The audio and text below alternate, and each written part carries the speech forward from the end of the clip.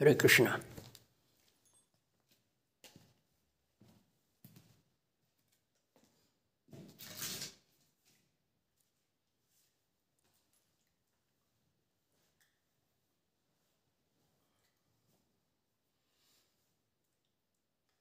ओम नमो अस्तु अनंताय सहस्रमूर्ति सहस्रपादाक्षि शिरोरुबाहवे सहस्र नामने पुरुषाय शाश्वते सहस्र कोटि युगधारणे नमः। ओम सच्चिदानंद रूपाय विश्वोत्पत्त्यादि हेतुवे तापत्रय विनाशाय श्री कृष्णाय वयम नमः। आओ प्यारे बहन भाइयों, प्यारी जीवात्माओं, प्यारे राजकुमारों, प्यारी राजकुमारियों, ब्रह्म मुहूर्त के इस सत्संग का बार बार चिंतन मनन करें, निधिध्यासन करें और जाने हुए ज्ञान पर प्रयोग करने का मन बनाएं। देखिए, कम से कम ये जानकारी तो हम सभी दुनिया वालों को है कि हम यहाँ सदा के लिए नहीं हैं, कुछ खास समय के लिए हैं।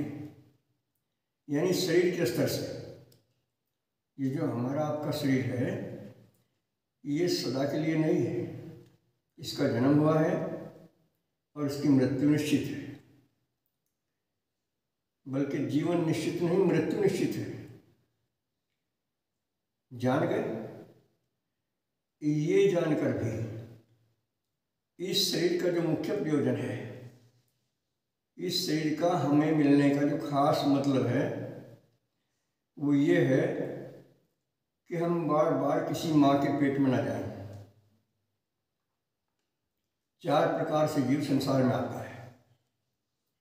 अंडे के द्वारा, जेर के द्वारा, पसीने के द्वारा और उद्भिद कहते हैं जो जमीन फोड़कर पैदा होते हैं, वनस्पति आदि।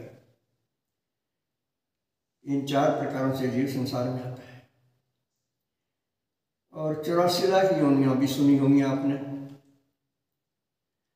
उन सब में ये हमारा जो मनुष्य शरीर है ये सर्वश्रेष्ठ है, सबसे शानदार, सबसे बढ़िया और सबसे प्रभावी है। और जितनी भी रचना परमात्मा की हैं, सारी रचनाओं में यही श्रेष्ठ है। पता लग गया इस बात का? पहले भी पता होगा आपने, जिन्हें नहीं पता था उन्हें आज लग जाएगा ये पता कि हमारा मनुष्य शरीर परमात्मा की सभी रचनाओं में सबसे श्रेष्ठ है। और इसकी श्रेष्ठता जब भी सिद्ध होती है जब हम शरीर से ऊपर उठकर अंतःकरण के जो 4 भेद हैं, मन, बुद्धि, चित्त, अहंकार, इनसे ऊपर उठकर और प्राणों से भी ऊपर उठकर स्वयं को आत्मा जाने और अपने को आत्मा मानकर आत्मचिंतन करें। बार बार अभ्यास करें, मैं शरीर नहीं हूँ, शरीर मेरा नहीं है और केवल मेरे लिए नहीं है, ये संसार से मिला है और संसार की सेवा के लिए है। और खाने कमाने के अलावा हृदय में बैठे प्रभु को पहचानने का मानव शरीर ही, हमारा ये शरीर ही एकमात्र रास्ता है। इस शरीर के अलावा जितनी योनियां हैं,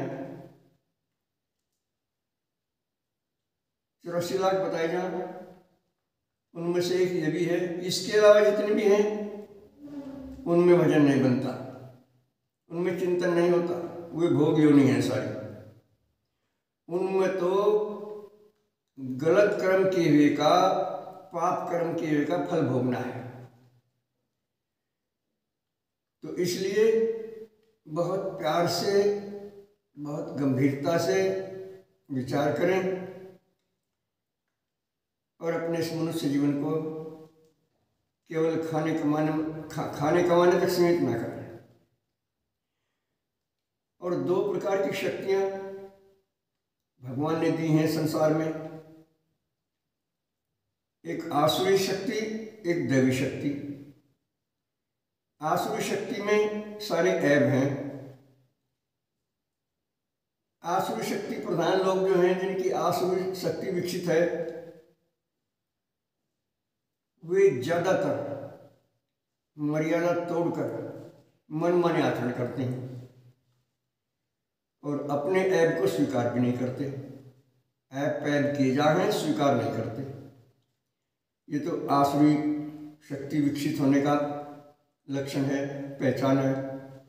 और जिसकी दैवी शक्ति जागृत है, उसमें भगवान के गुण आ जाए मनुष्य शरीर में ही, और अपनी मनुष्यता का, अपनी इंसानियत का पूरा विकास करने के बाद देवत्व प्राप्त हो जाता है। उसे देवता जैसा हो जाता है। वो सपने में भी कोई विकार उसके मन को छू भी नहीं सकता। जिसकी दैवी शक्ति जागृत है, सपने में भी कोई विकार उसके मन को भी नहीं छू सकता। करने में तो क्या आ जाए।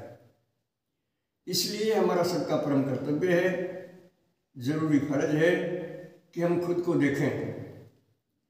अच्छे लोगों के भाव हमारे मन में हैं या बुरे लोगों के भाव हमारे मन में हैं।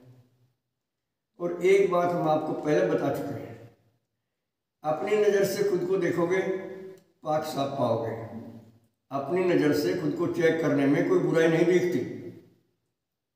कितनी बुराई कर रहे हों, लेकिन फिर भी बुराई दिखेगी नहीं, क्योंकि आसुरी शक्ति विकसित है। राक्षसी स्वभाव पड़ा हुआ है हमारा, इसलिए अपनी नज़र से कोई गलत नहीं हो सकता। हाँ, भगवान की नज़र से, शास्त्र की नज़र से, महात्माओं की नज़र से, अंतरात्मा की नज़र से अपने आप को चेक करें। कितनी उम्र बीत ली इस शरीर की, और यदि भगवान से तार जुड़ गया तो जीवन सफल हो गया, और नहीं जुड़ा तो जीवन बर्बाद होने जा रहा है। इसे बचा दो। अब भी बेटी बाप की है, थोड़ा भी जीवन बाकी है, थोड़ी भी सांस बाकी है। शरीर भले ही वृद्ध हो चुका है, अब भी पूरी तरह से 100% भावना के साथ भगवान के समर्पित होकर इनकी शरण में आए, और इन्हें जो धर्म ग्रंथों में महात्माओं की वाणी के द्वारा और अंतरात्मा के द्वारा जो हमें निर्देश दिया है, जो हमारे लिए आज्ञा है इनकी, उसका 100% पालन करें।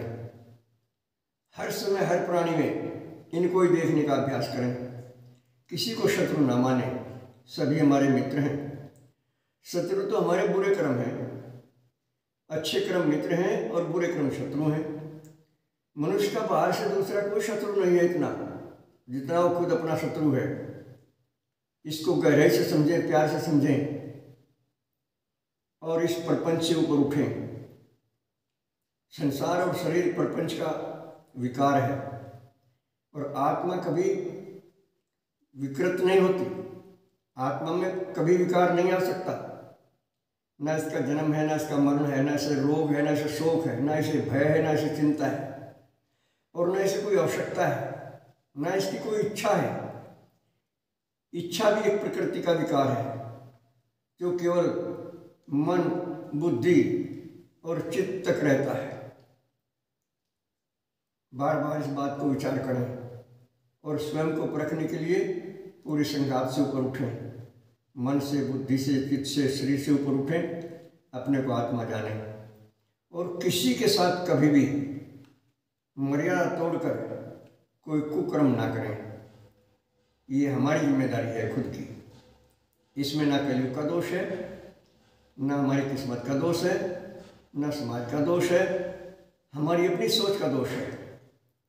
तो खुद की जिम्मेदारी लेते हुए आप जागिए, ज्ञान की आँख खोलिए और अपने प्रभु को समर्पित हो जाइए। गुरु को या प्रभु को समर्पित होने के बाद ही मनुष्य जीवन विकसित होता है। बस आज इतना ही। सर्वे भवन्तु सुखिनः, सर्वे सन्तु निरामया, सर्वे भद्राणि पश्यन्तु, मा कश्चित् दुःखभाग् भवेत्।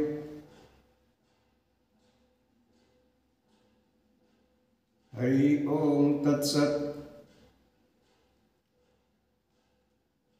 हमारे फ़ोन नंबर हैं 7500 397535 96900 54725। ओम शक्राय नमः।